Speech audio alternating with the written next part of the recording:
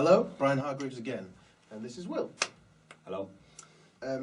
We've taken 5-note stickings and 7-note stickings, we've played them on the drums, we've heard them inside a crotchet pulse, we've orchestrated them around the toms, we've orchestrated them on the cymbals. There's so much more we can get out of these stickings. One of the next steps I'd like to look at is maybe changing the rhythm of this underlying music that we've got going on. So instead of 16th notes, we're going to try it with 16th note triplets. So we're taking the same set of stickings, for example 5, but we're hearing it underneath, over the top of, sorry, this rhythm. 1 and 2 and 3 and 4. So that's 16th note triplets. So let's just try, it may go drastically wrong, but let's not worry about it. Try 5s in a 16th note triplet setting. Okay. So basic hi-hat crotchet pulse still.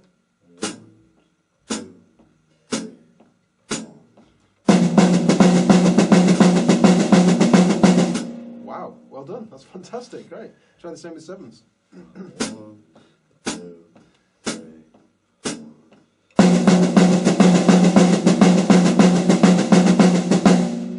Yeah, so if that happens where the hi-hat, your understanding of where that phrase lies within a crotchet pulse, if that's happening for you, the first step, and actually something that I like to teach with everybody, is if you can't do something, slow it right down and break it right down.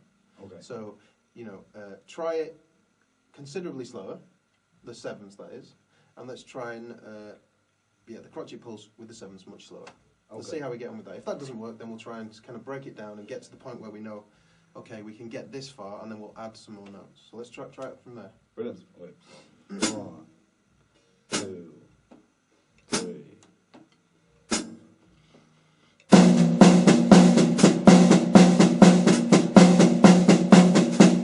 That's not working. That's no. okay, try it again. A good thing to do if it gets much slower is to try it with 8th notes in the hi-hat. Yeah. So essentially what this feels like is instead of 16th note triplets, you're turning it into 8th note triplets. So the rhythm will remain the same, but instead of crotchets in the feet, so 1, 2, 3, we're going to try 8th notes in the feet, or quavers. 1 and 2 and 3. So essentially, without the count, what it sounds like is triplets. 1, 2, 3, 4. Okay. Let's try that.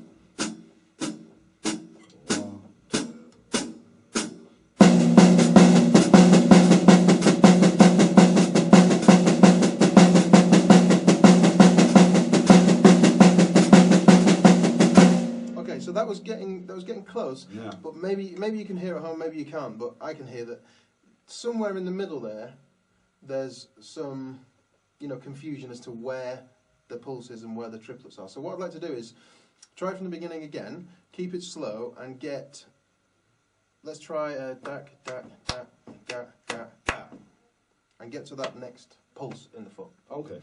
So.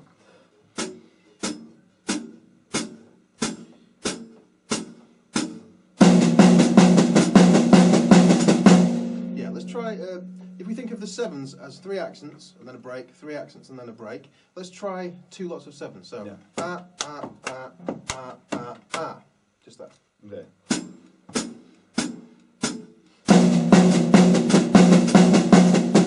Yeah, but stop on that last accent. Okay. Again. Great. Okay, yeah. Let's throw ourselves in, let's try 3 lots of 7. Okay.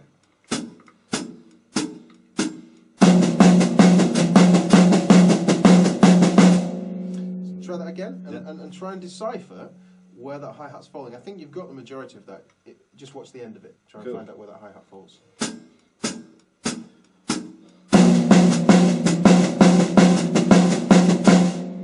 So it's with that last stroke. Great. Yeah. Let's try 4 lots of 7. Okay.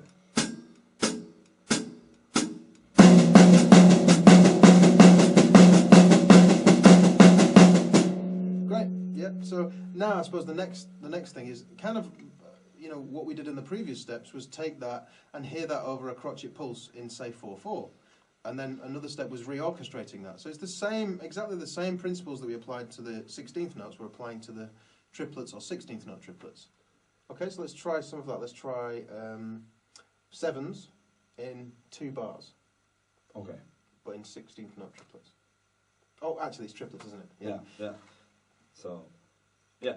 4 bars then. Sorry. Yeah. 4 bars of triplets. Okay. 1, 2, 3, 4.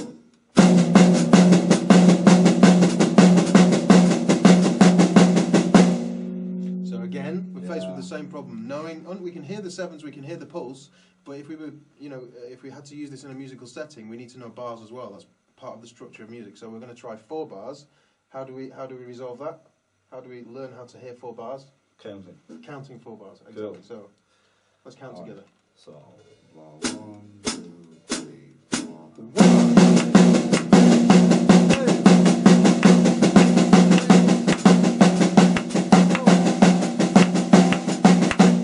Kind of put you off there. Yes, okay. Let's try again. 1, 2,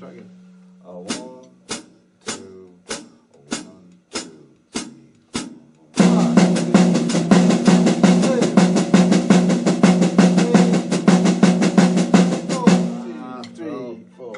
Okay, it's okay. It's a work in progress. Yes. That's great. Well done.